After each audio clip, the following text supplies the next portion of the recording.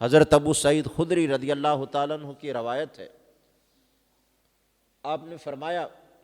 اگر کوئی بندہ حاجت کے باوجود، ضرورت کے باوجود، اب تو ضرورت بھی ہم نے اس کی تعریف بھی بدل لی ہے، ہم ضروریات تعیشات کو سمجھتے ہیں، یعنی جو اپنی خواہشات ہیں انہیں ضروریات سمجھتے ہیں۔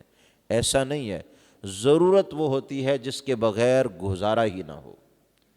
اور عیش و عشرت وہ ہوتی ہے جس کے بغیر گزارا ہو جائے۔ لوگ اور ہم تو تعیش میں پڑے ہوئے ہیں، اور ضروریات کی حد تک کا بیان اس حدیث میں ہے۔ حضرت ابو سعید خدری رضی اللہ تعالیٰ عنہ کی روایت میں فرمایا کسی کو خود کپڑے کی ضرورت ہے، لیکن وہ اپنی ضرورت کو پیچھے رکھتا ہے کہ میرے پاس جو ہے اسی سے گزارا کر لوں گا، کسی اور کو کپڑے دے دیتا ہے، لو تم اپنی ضرورت پوری کرو، تو آقا علیہ السلام فرماتے ہیں کہ اللہ تعالیٰ اس کو جنت کا سبز لباس انعام کے طور پہ عطا فرمائے گا۔ ہم یہ سمجھتے ہیں نا، ضرورت یہ ہے کہ عید آ گئی ہے، نیا سوٹ سلانا ہے، بچے کی شادی ہے، نئے کپڑے بنانے ہیں، یہ ضرورت ہے۔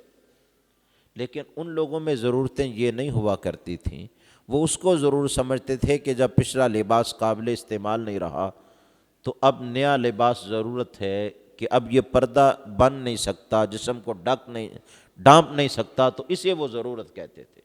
چلو اگر ہماری ضرورت کی بات ہی لے لیں کہ اگرچہ پہلے 40 کپڑے پڑے ہیں، عید پہ نیا سلانا ہے، ضرورت ہے، تو آقا علیہ السلام فرماتے ہیں ضرورت کے باوجود کسی اور کو دے دے اور اپنی ضرورت پوری نہ کرے، معمولی نہ سمجھے، اللہ تعالیٰ جنت کا سبز لباس اسے انعام کی صورت میں عطا فرمائے گا۔ فرمایا کسی کو بھوک لگی تھی اور اسے کھانے کی ضرورت تھی، اور ضرورت کے باوجود کسی بھوکے کو اس نے کھلا دیا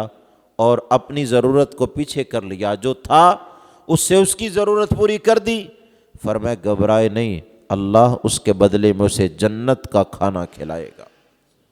آقا علیہ السلام نے فرمایا کوئی پیاسا تھا، اپنی پیاس بجھانے لگا تو کسی اور پیاسے نے فریاد کر دی، اس نے اپنے آپ کو پیچھے کر دیا اور اس کو دے دیا، تو فرمایا اتنا بڑا انعام ہے، اللہ اس کے بدلے میں جنت کے پانی سے اسے سیراب کرے۔